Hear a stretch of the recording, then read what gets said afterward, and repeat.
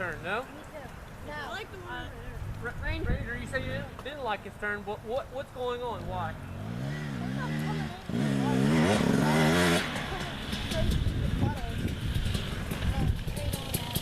All right. Hanging too high over here.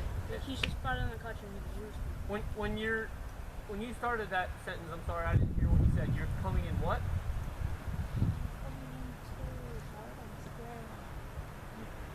No, I like that you said that because it's paying attention. As far as going wide. So you're saying by going through the puddles over closer to that brick behind you, that block, it's more straight on, isn't it? So this wide line, you can carry more speed into it because it opens the arc up. Yes? So by going tight, you're having to scrub more speed, yes? But but the thing is, what is your other issue, in my opinion, is the downshift. We always hang in one gear, right? If you're making that turn tighter, I guarantee you're probably not even downshifting either, right? Are you? Okay, are you downshifting to a better gear, or is it still too high? Not sure? Huh? Okay. All right. But when you go in, your front wheel ends up high. You said. Not now. Okay. All right. But you just didn't like it because you were going too tight. Yeah. All right. So outside, more to the outside on the entrance. So you have seen a benefit to that, yeah? Yeah. I always think here, for me, like I said, and I hate to sound redundant. Redundant. That's a big word for a redneck like me. But anyway, always repeating myself, but a lot of times, because when we're talking about turns, that one-legged squat where you unload the suspension coming in, meaning I'm braking coming in and I'm standing pushing back, and then when I go to the seat, all one motion going to the seat, because why? At that point of the apex in the middle of the turn, I'm loading traction to the front end because that's when I want the front end to get bite. Follow? If we just plop down or stay centered in the seat, a lot of times the front end's unloaded. We can't carry mo through the apex. All right, so without sounding redundant, repeating myself, but that one-legged squat to me is more needed right here because you're carrying so much speed into this turn. That being said, I don't want to harp on it, but if you're not downshifting, you need to think about it because I see it all the time. Like I always think Ormond Farms. Ormond Farms, there's the grass track in the back. You watch the C race there, and a lot of times guys come through that grass track. You're in third, fourth gear, or whatever it is, and then they come into that turn at the end to go into the woods, never downshift, and they're doing just working the clutch through the turn in the same gear. It's like I always think to myself, that grass track is third or fourth gear. Does that make the turn third or fourth gear? No. So you got a downshift coming in. So here, whatever your gear you're in, definitely needs a downshift coming in. So outside to the outside, downshift coming in, and more of the one-legged squat. Now, we're back to a right-hand turn, so for me, I feel I turn better left than right. Does anybody feel that same way? Yeah. To me, it's because of the brake pedal. You consciously have to get off of it more to get, because you have to get off of it sooner, okay? So understand that all your braking's done coming in when you're standing. Hopefully you are, because there are bumps coming in. Stand, push back. If you have a low brake pedal, it's hard for you to stand and push back, isn't it?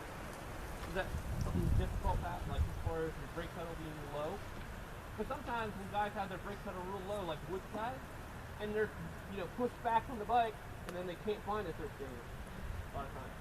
I would have that problem if I was on the ball more close, but I'm not. Yeah. I'm back.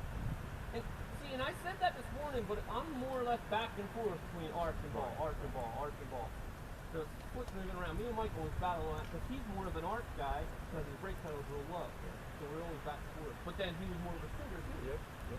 So, but standing coming in, it's bumpy, pushing back on the bike. But where's the downshift happening? Where are we? Yeah, coming in, where we brake. Right? Now because the downshift's happening, we don't have to brake as hard, right? Yes? Alright. I found it more comfortable taking that turn standing up than sitting down. Really? And I can see that because looking at it, it's not much. It's less than a 90. Right. I felt like I was more comfortable at the top. Yeah. By standing up through the turn. Gotcha. Because of that little draw. Right. Yeah. And my thing with that is, because I've had that question too, like, you know, in a turn, if it's a stand thing situation, like where do you stand, where do you sit, as far as in terms of turns. And I think of anything less than a 90, it's debatable. You can stand. Okay. You know what I mean? But if it's anything more, depending on the arc of the turn, you're better off sitting. But I wouldn't go be against standing here. And I see what you're saying because of the next part of the section. Right. That turn to top, though, that's definitely a sit down. Yeah. What do you think of that route top there? Yeah, I love it. Yeah. But dude, it's just like, but here's the thing. Think about, I always think about turns like breaking it in hand. In terms of two halves, the entrance and the exit. If you slow down, think of your old habit, right? Slow down too much coming in, then the bike's unsettled. When you need roll to come into that, some roll to happen. It's just like I got square wheels versus everybody else has got round wheels. Yeah. They don't fit in the rough. Yeah. But also because of your habit, you said it earlier, you square things off more like we talked with him and leave a hole. Yep. Where ours are more rounded. Yep. When we'd have a track set up over at a wood track, we'd have guys like, I don't know, you know his name if I said it, if I can remember it. Anyway, guy from St. Lane, his buddy's a Mike, and he comes to ride and he packed his truck up in the way home. Because it was more that rut, rounded turn, Yep. and he couldn't ride it because he's a brake blocker up back. You know what I mean? So it's like almost having to relearn how to let the thing roll. Yeah. More front brake and to control the rear coming in. That's why I'm saying like find other things. Because if I tell you, still using this. yeah, that's a habit, isn't it? Oh, yeah. Just pulling it in. Yeah. But if I And tell once you do that, the front wheel wants to go out of the bus yeah, because you're gaining too much speed. Yeah. You know, the front end goes Yeah. where if I can hit the rear, you know, I can hold the front. it's almost like just practicing just braking alone, Yeah. front brake, and then the rear together without clutch. That's a whole new thing right there. Oh yeah. Let's talk about that. As far as understand the guys that, you know, if you don't pull, because the old habit, the old thing is, we're always taught to pull the clutch in under braking. Because then if you pull the clutch in, you can brake as hard as you want and not stall the motor. That being said, it is effective, but you still lose a lot of momentum because the wheel's locked up and you're sliding, okay? So how do you brake with the clutch out? Using the rear brake, what you'd simply do is hold pressure against the inside of your leg, against the motorcycle, then find brake pedal and apply pressure. Why I say that is because a lot of guys they're just drop all their weight on the brake pedal, therefore locking it up. So a lot of your pressure's into the bike and then find the brake pedal from there. So the inside of the bike is like a stabilizer in a sense. Does that make sense? Mm-hmm. So it's just another thing for you to do, Pat. Another thing for you to remember. These 2-strokes, they can bump start. Yeah. 4-stroke, you'll know if it's stalled. Yeah. It's funny though, what you said though is right. If you pull the clutch in, it's like now I gotta brake harder. Oh yeah. And that messes up that forward nut.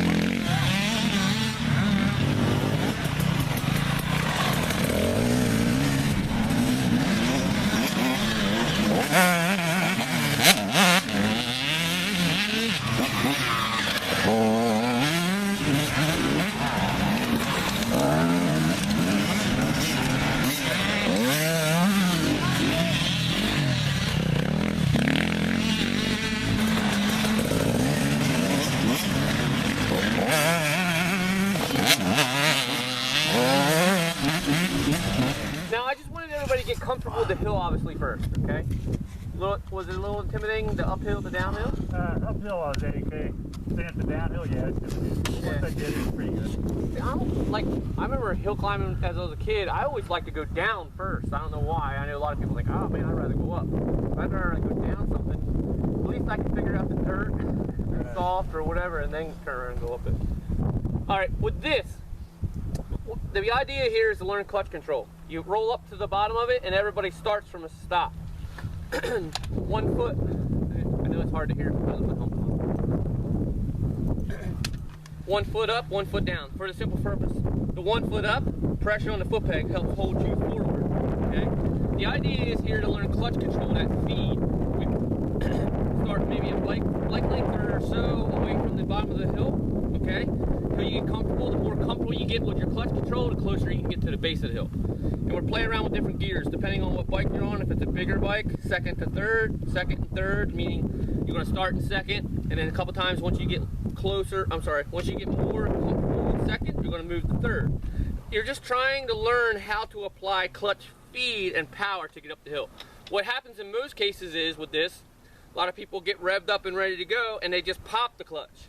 It's an instant power to the rear wheel, instant spin, and then they lose power about halfway up. And then a lot of times they pull the clutch back in, which that's not so good. You want to feed the clutch a couple bike lengths to make power at the bottom of the hill to get you going forward. Not just an instant wheel spin and then instant loss of power. Everybody follow what I'm saying? So I'm going to demonstrate what I'm talking about. Like I said, it's 1 foot up, 1 foot down. I get a rev going, okay, and the clutch is in to that engagement point. The bike's a little bit revved, and this also does help. I feel that if I do these 3 things together, I'm going back, and as I go forward, me going forward, my torso starts that momentum going, plus that's where I want to be, so that momentum going, and then letting the clutch out to a feed, and then more gas, okay? One key thing is also try and look to the top of the hill. You know, don't just focus right here. Look to the top where you want to end up. So your body position is going to be forward, but you're looking at the top of your goggles to the top of the hill. A lot of times that'll make a guy more consistent with the throttle. If you look down here, a lot of times they break throttle. So again, 1 foot up to keep you forward, clutch is in, a little bit of rev, start momentum. These 3 things, my head's going forward, I'm applying clutch feed and more gas. Everybody follow? And then we're going to play around with gears, but we're starting right here at the bottom. The more comfortable you get with it, the closer we start. Now, is there anybody intimidated by this one? We want to move over to another one. We didn't have this. This one looks a little sketchy. A little sketchy because of the lip, huh? Yeah, because it feels like you're just going to throw your bike up. I know. Let's move over to that one. I think we're being smart, Gav. This one's doable. It's just now, somebody got stuck at the top of it or something, and there wasn't a lip there before, was there? I don't remember. Well, okay, let's spin around and we're going to start at the base of this other one here, this with a little rut. It's more gradual.